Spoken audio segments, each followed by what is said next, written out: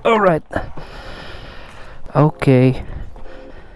What is up sa inyo mga ma'am sir? It's your boy Sir Troy, back again with another Falcon 400X video. So today is my last day dito sa bike na to, and almost 2 weeks or halos isang buwan na natin yatang gamit ito dahil nung bumagyo hindi ko siya naisoli, and ito lang yung chance na umaraw, and ngayon lang yung chance na maibabalik ko siya sa Fecon Motors. Warm up pala muna natin siya. Almost 3 weeks na gamit ko ito. Papaliwanag ko sa inyo kung bakit ito na yata ang pinaka the best na beginner big bike. Alright, gassed up. Yan, ganyan lang, umaraw ka. Okay, first things first, kapag bibili kayo ng motor, ano ang pinakamahalaga pala? Ano yung pinakaunang mahalaga? Siyempre yung una, pinakamahalaga talaga yon. Unang-una, presyo. Magkano ba ang hawak mo? Or kaya mo ba yung big bike na trip mo? Pero kung ang gusto mo lang talaga beginner big bike, kahit ano, tatanggapin mo ng buong buo. Pangalawa is syempre ididepende mo yan sa kaya mong dalhin. So ito, for almost a month na ginagamit ko ito, masasabi ko na talaga na ito ay the best na sa mga beginner, mga gustong mag-upgrade, or yung mga first time na big bike agad. Pangatlo, maintenance. 'Di ba? Obligado kailangan isipin mo yung maintenance, kasi hindi pwedeng bibili ka lang ng motor tapos wala namang palang pyesa, or kapag nagka-problema someday, mahirap pala ipagawa, or mahal mga pyesa, walang stocks, ganyan. Syempre mga availability ng pyesa. Pang-apat is yung long term na gastos mo sa kanya, like fuel consumption. Pinakamahalaga yan, kung malakas ba siya or matipid. So pag-uusapan din natin yan, ano ba ang base ng isang matipid na fuel consumption pagdating sa 400cc. Pero unahin muna natin sa presyo. So kung pang beginner lang talaga, ano ba yung mga pang beginner na alam natin? Z400. Before magdatingan yung ibang China bikes, ano ang meron na beginner big bike? Dominar 400 or Z400. Ano pa bang mga ibang 400cc na alam ko? Pero yung mga presyo ng mga yon, Z400 is mataas ang presyo, like 269 ang Z400 noon . Pero compare sa mga 400cc na naglalabasan ngayon, mga bago, like this one, Falcon 400, pwede naman pala yung ganun kamura. Bakit meron ng 400cc sa panahon natin ngayon, na ganun kababa? So ang straight competitor kasi nito ngayon pagdating sa presyo ay si Dominar 400 UG, which is may tag price sila na 208,000. So yun nga, 208,000 ang presyo nitong si Falcon 400X. So konti na lang, let's say nag-iisip ka bumili ng ADV 160. So konti na lang idadagdag mo, naka Falcon ka na or naka Dominar 400 UG. Pero hindi lang yon. Sa presyo niya na 208,000, nakalalamang talaga ito sa karamihan. Bakit? Unahin natin sa mga parts niya. Unang-una, naka TFT display. Pangalawa, ABS parehas, front and rear. Double disc brake yung harapan. Twin cylinder siya. Although non-slipper clutch siya, wala akong pakialam doon. Yung ibang bike naman, hindi naman sila naka TFT, hindi sila naka double disc brake, hindi sila naka ganito, etc, etc. So para sa akin, okay lang din walang slipper clutch, kasi kaya ko naman siya pigain. Hindi naman gagawa ang isang motorcycle company na hindi mo mapipiga ang clutch, or hindi mo mapipihit ang throttle, or hindi mo maililiko ang manibela. So sa akin walang problema yan. And then liquid cooled siya, 6 speed. manual transmission, all LED. Magaganda yung mga LED lights nito. Meron pang daytime running light na hindi lang basta ilaw, kung hindi maganda talaga yung nasa headlight niya. And then pagdating sa engine performance niya, yung 208,000 na to is talagang bumibira. Bumibira talaga siya. Agile and aggressive. So twin cylinder 400cc, nagpo-produce siya ng 39 horsepower and 35 newton meters of torque. Not bad na yon. Actually, sa lahat nga ng 400cc na nagamit ko, ito na yata yung pinakamalakas na budget meal, ha, kasi may 400cc na sports bike, alam nyo yan.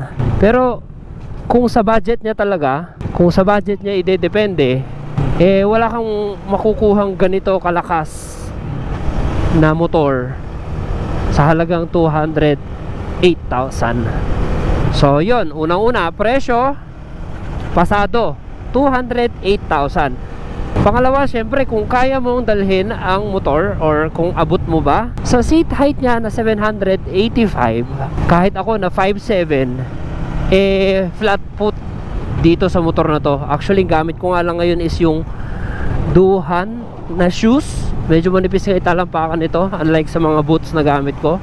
And then sa timbang niya na 185 kilos, napaka-manageable ng bike na to. Plus napakagaan pa niyang dalhin. May mga motor kasi na kahit tumatakbo na, medyo may kabigatang dalhin or iliko-liko.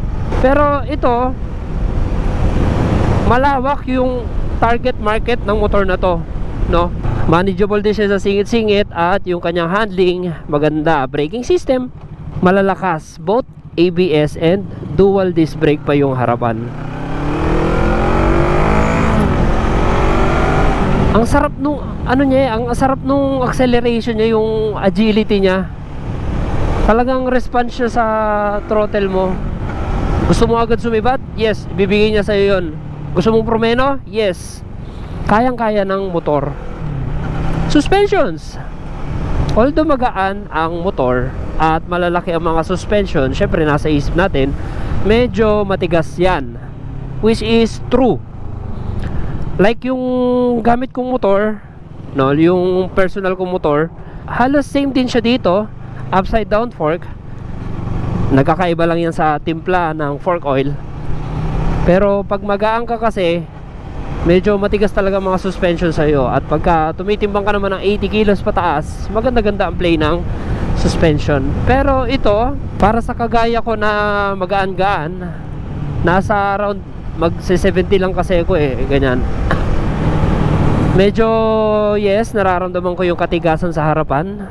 Pero pagdating sa braking niya, talagang nagpe-play ng maganda yung suspension. And then dito naman sa likuran, adjustable. Malaki yung ano nito malaki yung adjust nito So talagang matitimpla mo siya kahit yung height niya.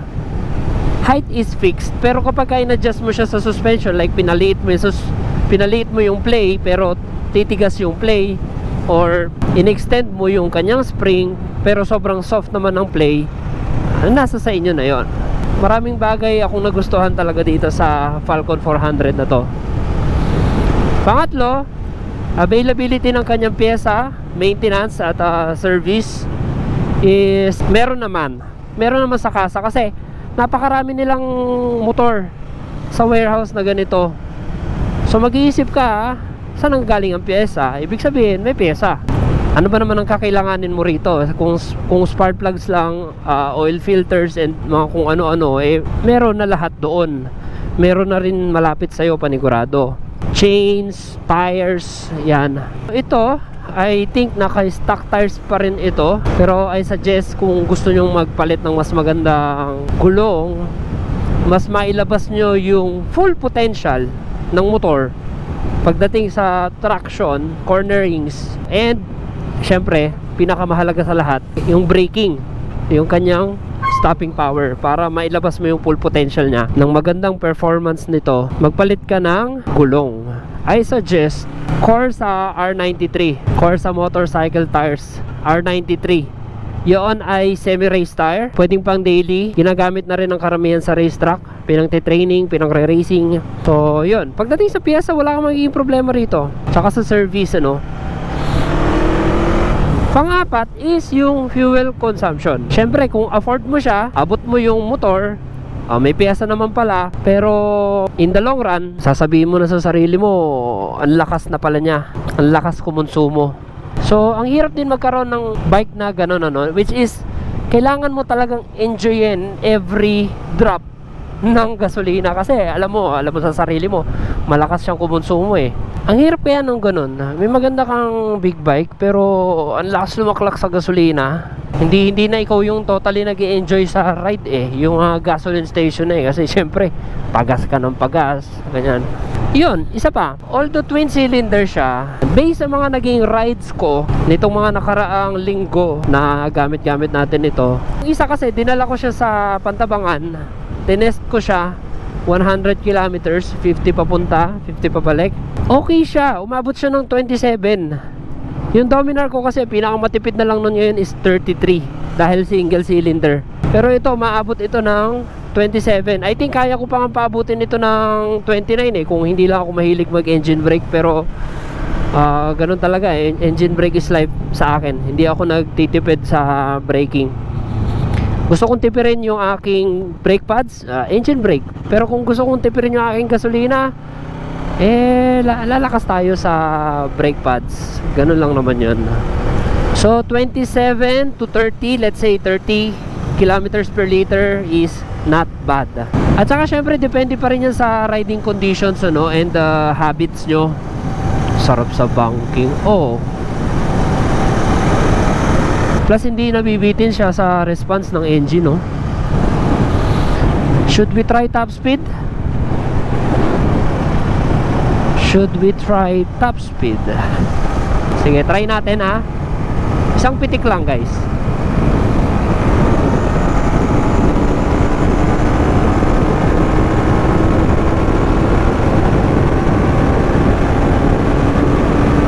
Wow!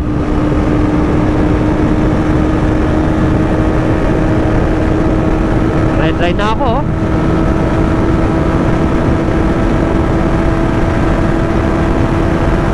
Woohoo! 161 or 162? Kitams, ang bilis lang niya kuhanin. Ito yung isa sa nagustuhan ko rito sa bike na to. Maganda yung kanyang power to weight ratio. Hindi ko lang sure kung naiintindihan nyo na ako. Bagalan natin ng konti. Maganda yung kanyang power to weight ratio. So ito naman, kaya rin ng Dominar 400 yung ganong top speed, pero medyo matagal lang talaga kukunin. Let's say kung si Falcon 400 kinukuha niya ng 15 seconds yun, si Dominar like 20, mga ganon. So kung i-compare ko talaga ito sa Dominar 400 ko, mas gusto ko na ito. Plus yung tunog pa niya, twin cylinder, 180 degree crankshaft. Para sa akin, I think ito na ang pinaka the best na beginner big bike. So ano pa ba yung mga kadalasang tanong sa akin dito? Usually yun lang naman, malakas po ba sa gas? Mahal po ba yan? Ano yung mga usually nagiging problema ng ganitong motor kapag China daw? Alam nyo guys, ito pa pala isa, sabihin ko sa inyo, China bike siya, pero alam nyo ba, karamihan sa mga motor na ginagamit nyo ngayon, made in China ang mga parts niyan. Yan, I'm sorry, nagpalit tayo ng baterya. As I was saying, putulin na natin yung kasabihan na pag China bike is, alam nyo, sirain, local mga pyesa, ganyan-ganyan, mahihinang klase. Yun lang naman point ko. Mostly yung parts ng mga motor natin ngayon, kahit European pa yan, kahit British pa yan, kahit Japanese pa yan, merong may China parts dyan. Merong may made in China dyan. Sa ayaw at gusto man natin, tanggapin na natin, magaganda na talaga ngayon ang mga China bikes. Especially this one, retro classic. Ang ganda ng trellis frame niya rito. Ayan, yung LED, double disc brake, ABS, upside down fork. Meron pa siyang skid plate dun, oh. 2-in-1 barrel. Ang bangis ng tunog. LED lights, especially itong tangke niya, no, 17 liters yan. Hindi yan cover, straight na tangke na to. So ayan, aminin man natin sa hindi, magaganda na talaga ang mga China bikes ngayon.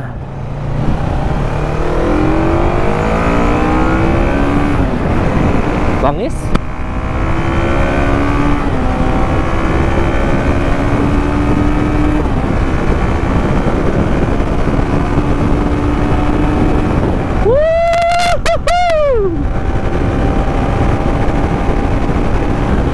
Grabe, ang bilis lang niyang kuhanin. Ang bilis lang niyang kuhanin ng top speed niya. Ganun-ganun lang.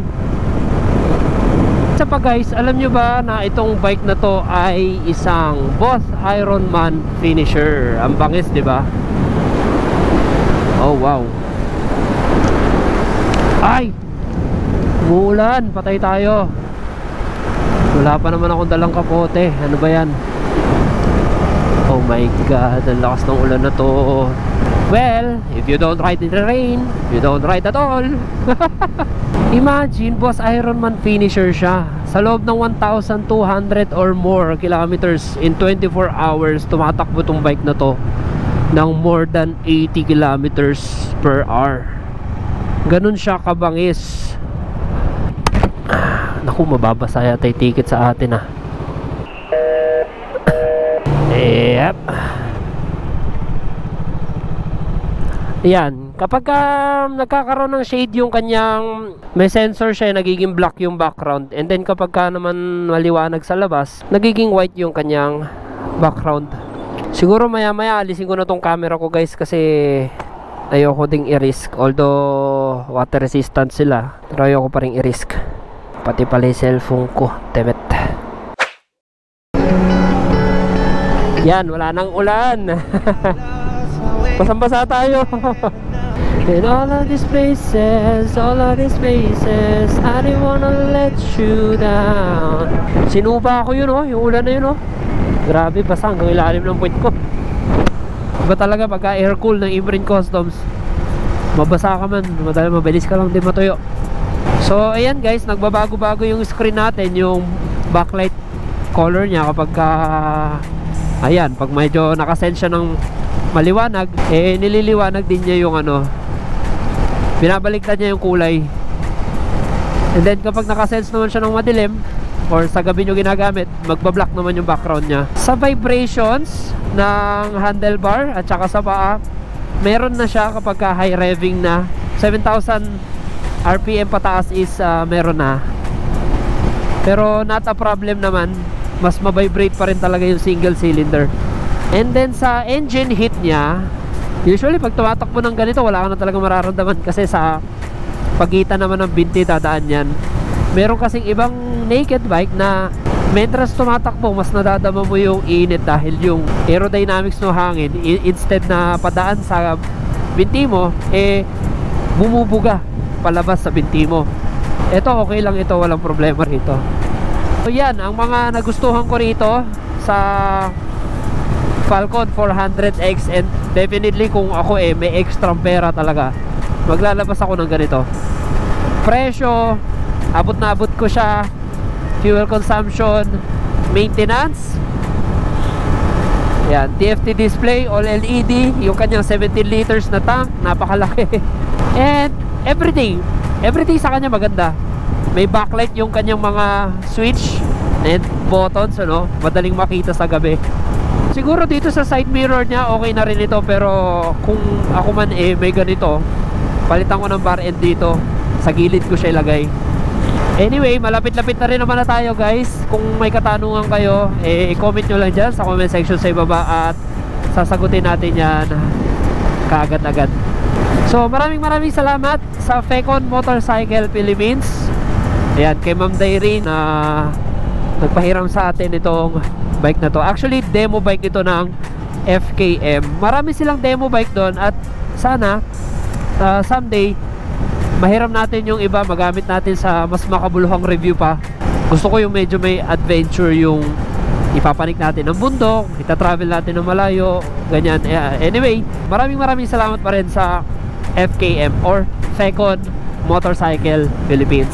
So kung nagustuhan nyo yung vlog natin, please like, comment, share, and subscribe, and hit the bell notification para updated kayo pag may bago tayong video. Ride safe, and see you on my next one.